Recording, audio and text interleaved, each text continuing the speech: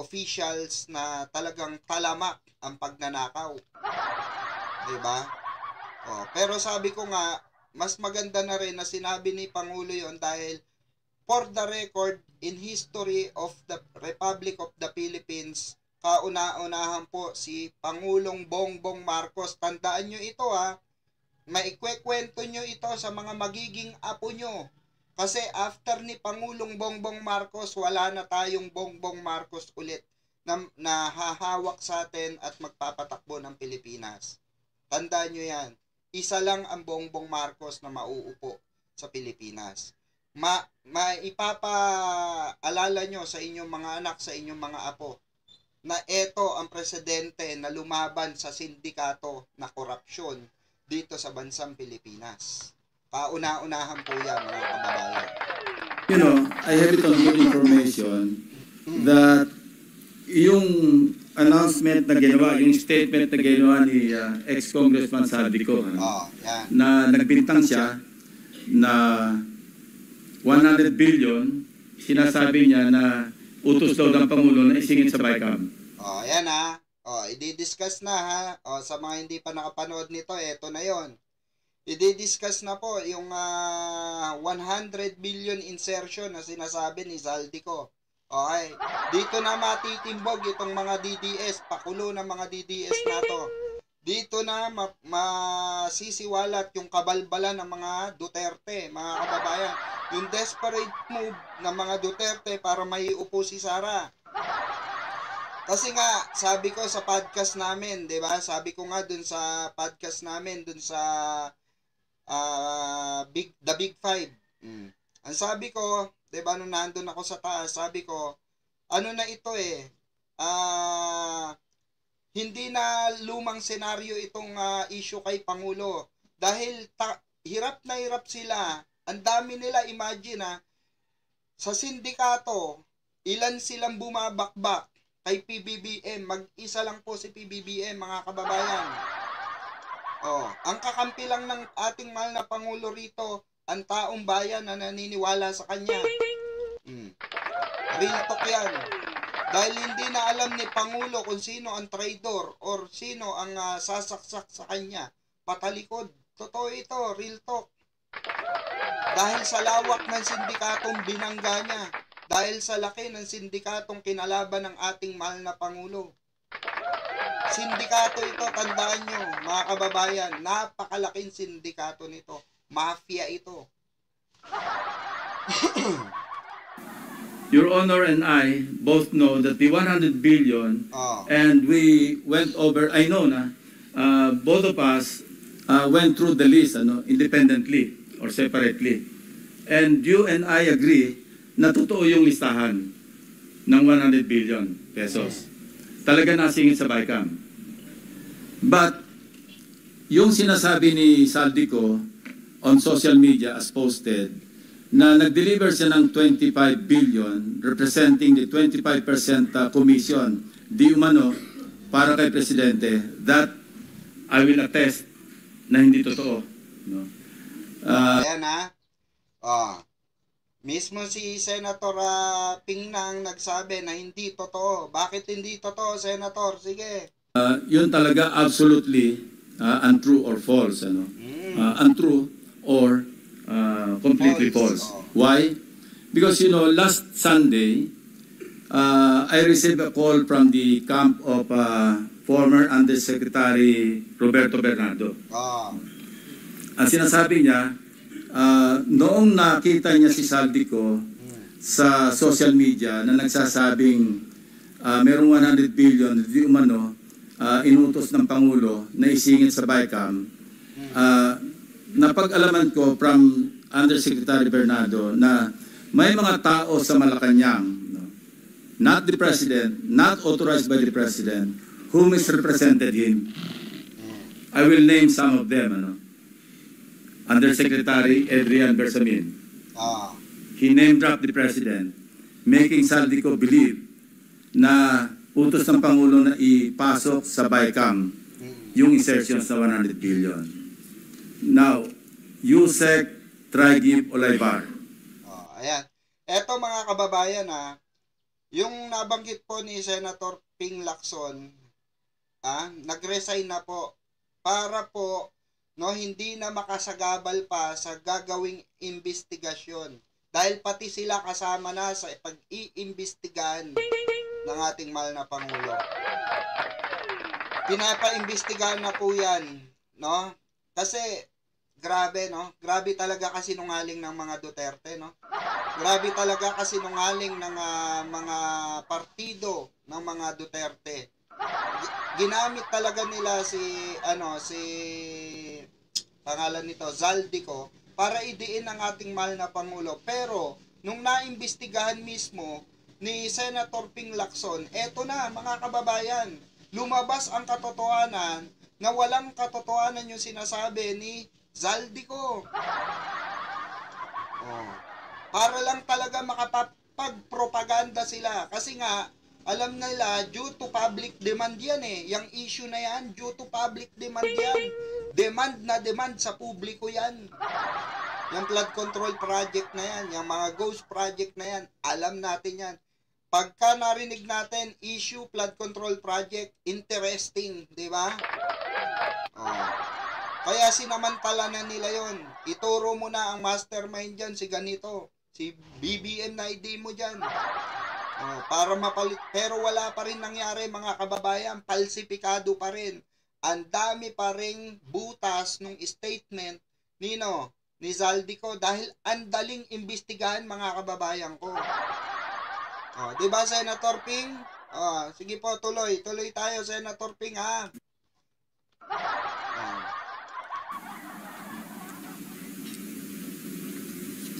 Other personalities. Anyway, regarding the 100 billion, binrake down kasi nireview niyo yung kanyang notes, This is all related even to the appointment of Secretary Recto to be the Executive Secretary. As he is now the acting, I guess acting kasi hindi naman pwede magbigay ng ad interim appointment because Congress is not in recess, di ba?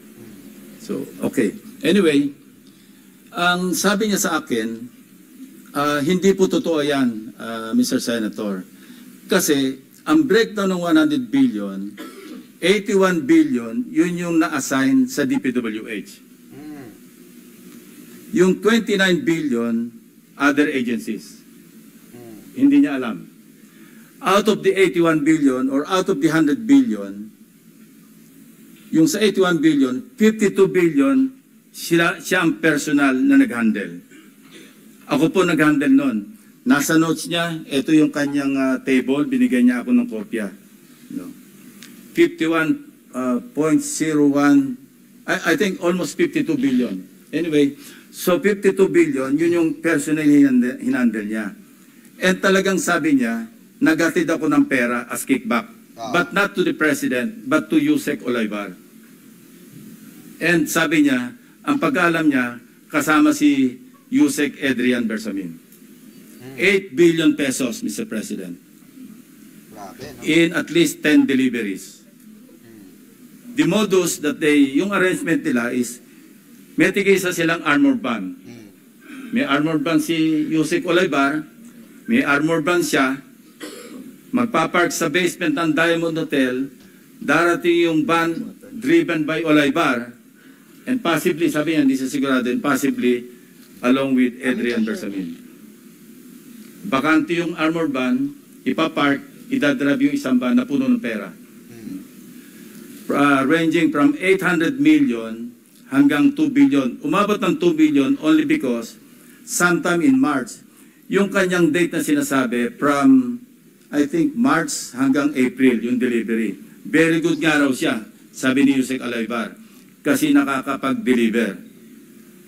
Ang biggest kasi naipon, because March 11, natatandaan niya, inaapuran niya na si Undersecretary Olaybar, nakunin na kasi napupuno na at saka matagal na nakapark. Ang sabi niya, sabi ni Olaybar sa kanya, wag muna kasi magulo ngayon dahil inaaresto si dating Pangulong Duterte. So naipon yung laman ng van. Okay. So ibig sabihin mga kababayan, talagang panahon pa ni Duterte ito. Diba? So meaning to say mga kababayan, itong ano na ito, talagang sa buwatan na ito noon pa.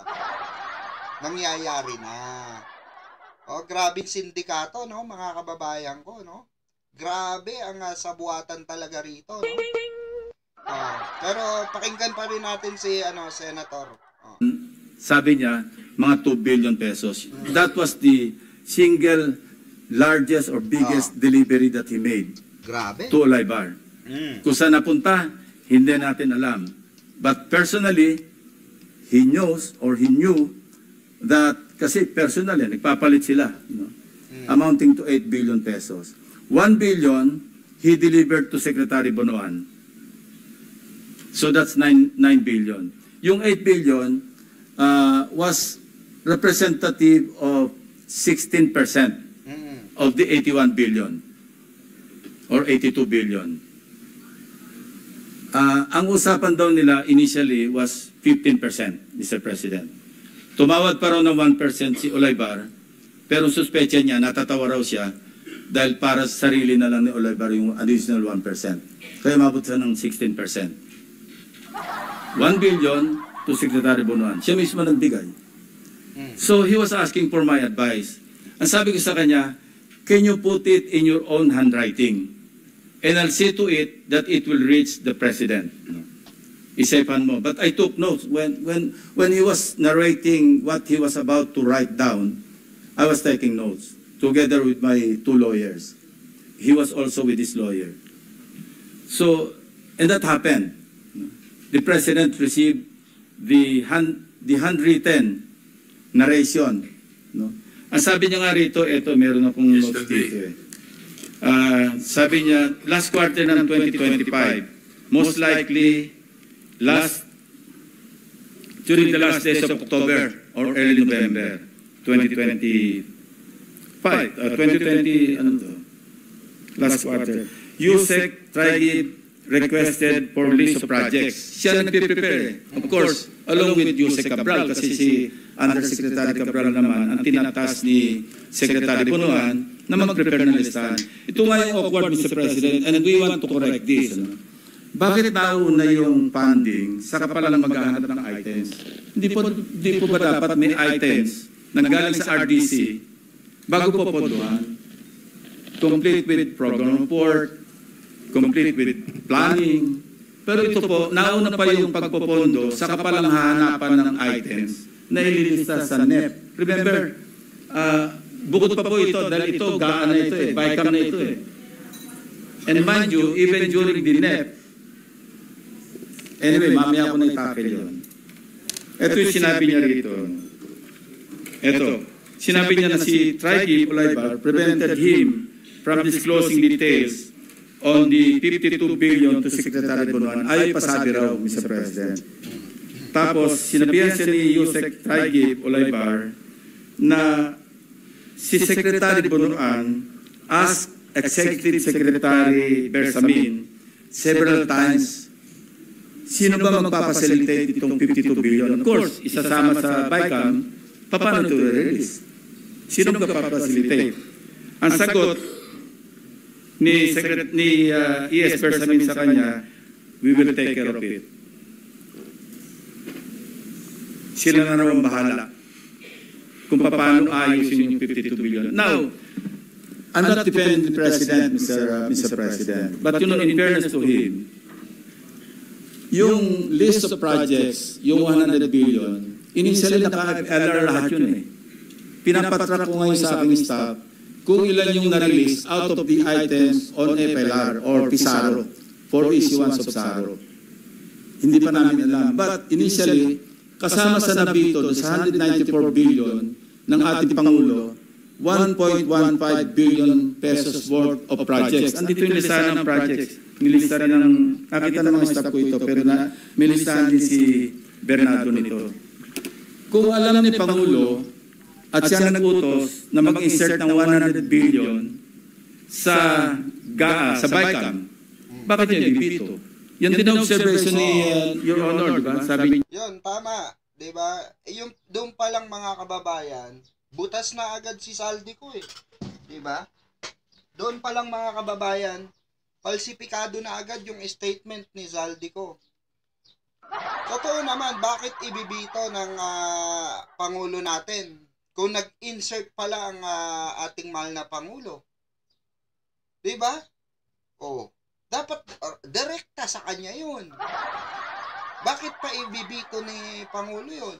Yun yung pinipinpoint ni Senator Panfilo Lacson dito. Hindi ka panipaniwala yung statement, lalo na hindi under oath. Through social media, tandaan po natin mga kababayan, pag sa social media ka nagkukukuda, wala pong katarungan dyan. Kung sa social media ka mag-iiyak, hindi ka magkakaroon ng hustisya dyan. Alam nyo kung ano meron sa social media na kagaya namin? Chismis. Diba? O yan, ginagawa natin ang reaction yung mga lumalabas na ano. Eto sa atin, reaction with facts. Diba? O.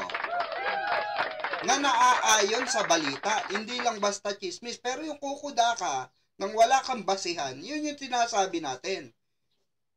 May binasa ka ng script, Zaldico, tanga ka, di ba?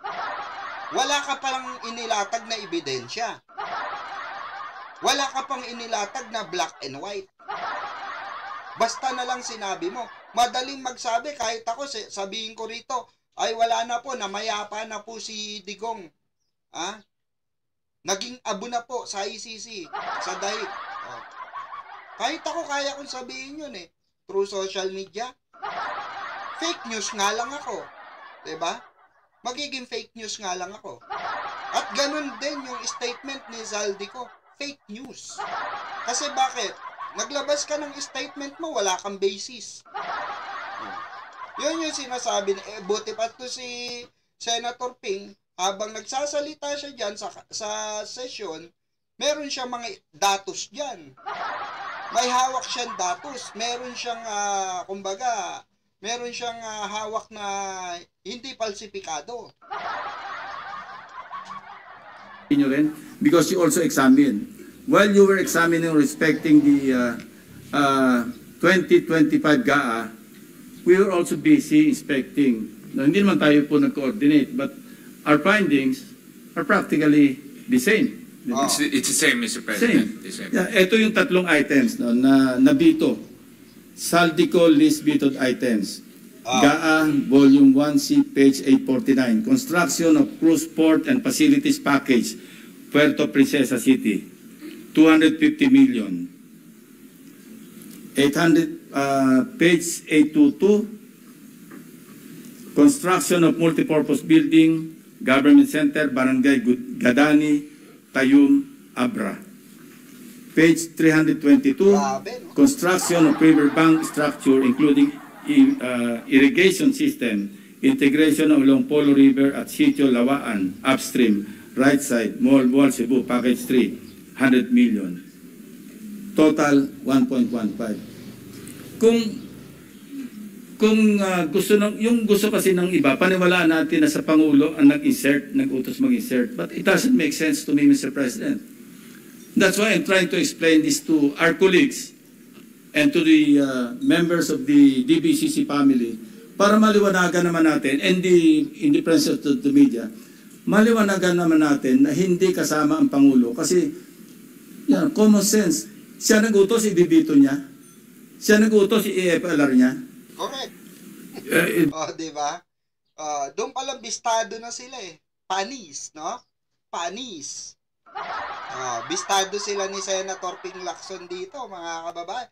Yung modus operandi nila, bistado. Yung sindikato nila, bistado. Interjection, Your Honor. Yes, sir. Just for clarity, the handwritten letter was given to the President yesterday.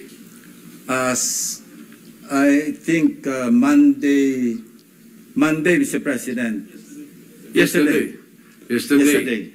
And At thereafter, 2 p.m. And thereafter, he asked There were resignations. He asked for the resignation. In this case, Mr. President, courtesy resignation is a euphemism for firing. Yeah. All right, thank you. You know, Mr. President, the President is a very kind-hearted person. Totoo. You know, I would have suggested to the person who brought to the President or delivered to the President the handwritten narration of Mr. Bernardo. I would have suggested na tanggalin niya and then order an investigation. Otherwise, how can you insulate the President kung courtesy resignation? But that's water under the bridge because it did not happen, Mr. President. And I will still strongly suggest that an investigation is in order. Because ayan. Ito para sa kalaman ng lahat, iimbestigahan po yung mga nag-resign, okay? Iimbestigahan po yan, okay? Ayon sa intel natin, ay under, na po sila, investigation ng ICI, okay? At marami pang masisiwalat dito. Sabi ko sa inyo, napakalaking sindikato ang binubuwag ng ating mahal na Pangulo. Promise. Kasi mga kababayan, ibang grabing galawan to sindikato na to. Mafia talaga. Ang galing. Napakagaling. You cannot, just fool around and misrepresent the President of the Republic of the Philippines. No matter how kind-hearted he is, let's not take advantage. Yun po yung nakakasama ng loob. Buti pa si Senator Ping Lacson, alam niyang mabait talaga ang ating mahal na Pangulo. Talagang mabait talaga, PBBM. Siguro kung another digong tayo, siguro yung mga na yan, for example lang, maladigong, malakamay na bakal ang ating mahal na Pangulo ngayon. Patay na yung mga yan, hindi na sisikatan ng araw yan. Baka na-salvage na lahat yan. Pero ang ating mahal na Pangulo, gusto niyang dumaan sa process para, di ba?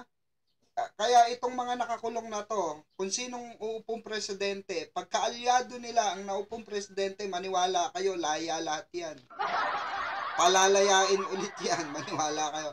Kaya pinaghahandaan na ng ating mahal na Pangulo yan. Kasi babalik at babalik. Babalikan nila si mahal na Pangulo pag nawala na sa termino si Pangulo. Maniwala kayo. Kasi ganyan ang politika gantihan. Gagantihan yan si Pangulo, maniwala kayo. Dahil hindi birong mafia ang binulgar ni Pangulo ngayon. Grabe, as in parang kulto ito mga kababayan. Kulto ng mga korap. In the Republic of the Philippines. Ito pa yung aking notes, di ba? Sinabi niya, narinig niya si Saldico. Ito, I heard Saldico's statement that he delivered 25 billion to President Marcos and Speaker Romualdez, representing the commitment for the 100 billion. This could not be true because I handled the 52 billion pesos and I caused the delivery of the commitment for the 52 billion to Yusek Traigib Olaybar. Personally, Mr. President. Personally, So let this be a lesson to everyone, to all of us. Doon pa lang kasi ang statement ni Saldico, nag-deliver siya mismo sa bahay ni Pangulong BBM. Diba? Yun yung statement na binigay sa kanya. Kaya nga sabi ko nga, legendary yung gumawa ng script ni Saldico. At the living legend, Marcoleta. Sino lang ba mahilig magpagawa ng script? Di ba si Marcubeta? Yang putang inang kutong lupang Marcubeta na yan, mga kababayan. Legendary. Legendary sa paggawa ng script yan. Di ba? Hindi na kontento dun sa putang inang fake news na ginawa nila dun sa Senado, sa Senate hearing, binaboy nila. Dahil wala silang mapiga. Si Gudesa, hindi na mahagilap, tinago na nila. Kasi nabisto, na peke yung notaryo. Di ba mga putang inang yan? Yung mga hindorotot na animal na yan, hindi titigil yan kat nasa Senado yan. Kaya maging lesson learned sa inyo to, sa atin sa, bawat Pilipino na bumoboto. Tangina, wag na kayong magboto ng mga ganyang kapulpul. Hindi ko nga alam paano nanalo yung hayop na yun eh. Tangina, hina-high blood na naman ako eh. You know, sometimes kala mo lulusot ka. Pero sooner or later, it will catch up with you. Correct. Especially if you do it habitually. Habit na niya eh. Totoo, Senator, habit na ng mga walang yang damuho na to. Who would know that the President would include in his zona, mahiya naman kayo. Who would know that I and my staff would work after hearing the President's message on several case studies, Oriental Mindoro, First Bulacan District. Who would know that Senator Marcoleta would call for a motu proprio investigation in the Blue Ribbon Committee? Wala po nakakaalam nito. Para ito mga projections, wala makakapredict. These are, unpredictable variables that could explode right in our faces, and it would be too late for those responsible to repent. Ang masama rito, Mr. President, apektado yung buong bansa eh. Naglayo ang investors. Stock market is down. Yung po yung masakit dito. So, I'm appealing to our co-workers in government. I think we've reached the point na dapat isipin natin, enough is enough. Correct. Enough is enough. Buti pa to si Senator Ping. Alam mo, Senator Ping, tumakbo ka lang presidente, boboto kita. Pag tumakbo ulit presidente to, si Senator Ping, iboboto ko to, mga kababayan. Bata pa kasi ako nung tumakbo to eh.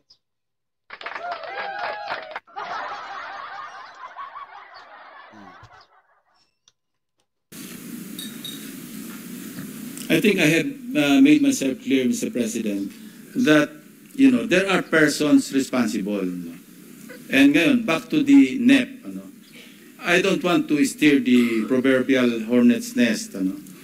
Pero ito pa yung isang practice. Alam nyo, sinabi ko na nga ito na, and I think the distinguished sponsor will agree with me, that the 2025 GAA is the most corrupt. Lagi natin sinasabi ito. And I would like to describe it as a national budget that is corrupt to the core, from start to finish. I have a document that I have also acquired. NEP pa lang, katakot-takot na po yung naka-insert. I've seen in that document, yung ilan lang ang aking babanggitin. Secretary Bonoan, allocable ito. Allocable.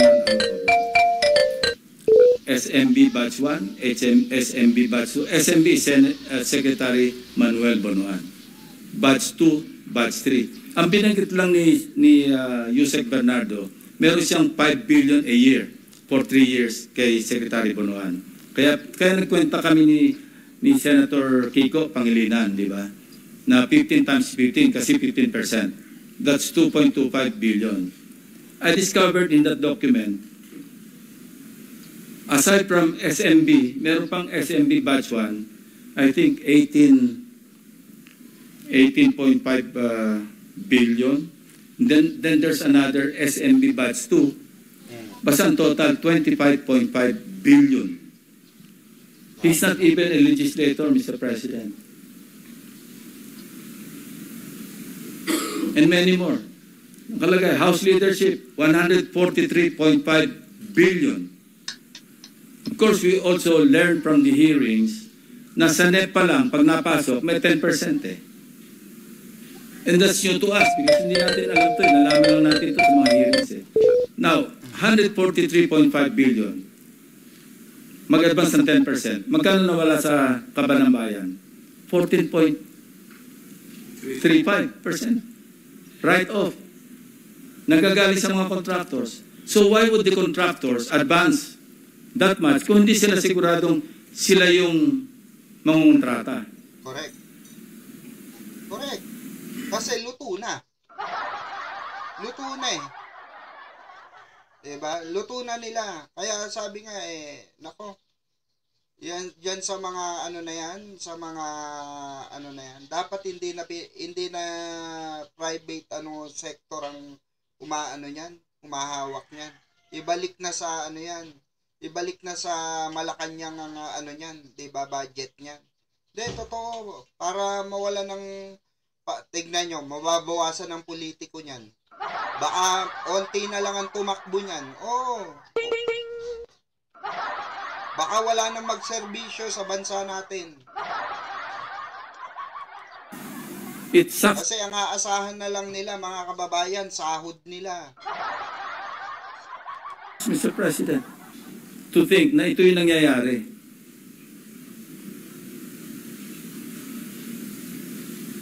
Mr. President. Yes, Mr. President. This might not be related to the budget, but since na pag-uusapan na rin po itong issue, paano po, and if the permission of Senator Lacson,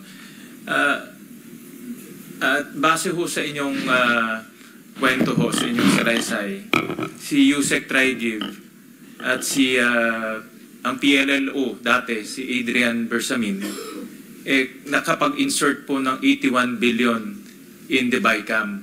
Paano po itong dalawang tao na hindi naman po high level ang kanilang posisyon na kumbinsiho ang mga mambabatas na mag-insert ng 81 billion pesos po sa BICAM? Perception, Mr. President. Sinong hindi maniniwala kapag Bersamin na nagsabi na utos ni Presidente na mag-insert kayo?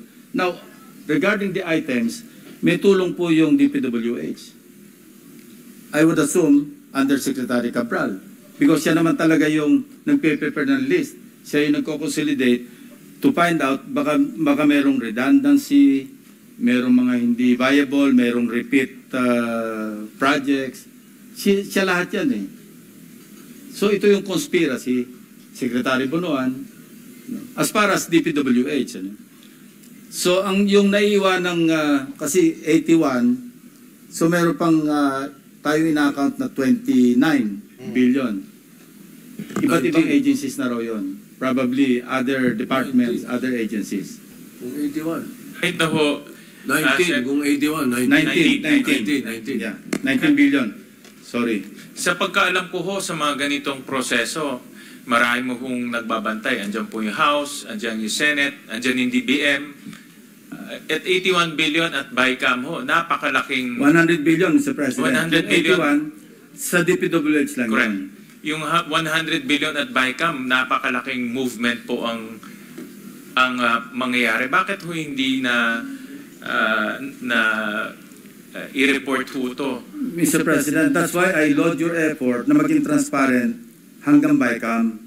Nang gagawin natin ngayon, wala nang alien items na papasok outside of the House version and the Senate version. And that... Yun. Diba? Yun yung maganda ron, mga kababayan. Yun doon ako sumasaludo sa ating mahal na Pangulo, sa kay Senator Ping Lacson, na sila talaga nagpupush ng ganitong transparency. Karapatan natin yun, mga kababayan, sa totoo lang. At hindi po yun, tinanggal po yun, okay, ng mga mambabatas noon. Na kailangan sila lang, 'di ba? House leader lang, 'di ba? Senate lang, 'di ba? Hindi tayo kasali. Para kung magsabuatan man sila, hindi natin alam. That's a very good way forward, moving forward, na talagang hindi lang magiging simple, transparent. Hindi na po pwede yung 2 tao na lamang, 3 tao, 4 na tao nag-uusap sa BICAM. Now, you ask me, how could it have happened? Nag-uusap, ilan lang eh. Bakit hindi pwede mangyari? Siningit yung 100. Pinaratify. Alam naman po natin, pag nag-ratify tayo, or even the members of the BICAM sa Senate lang.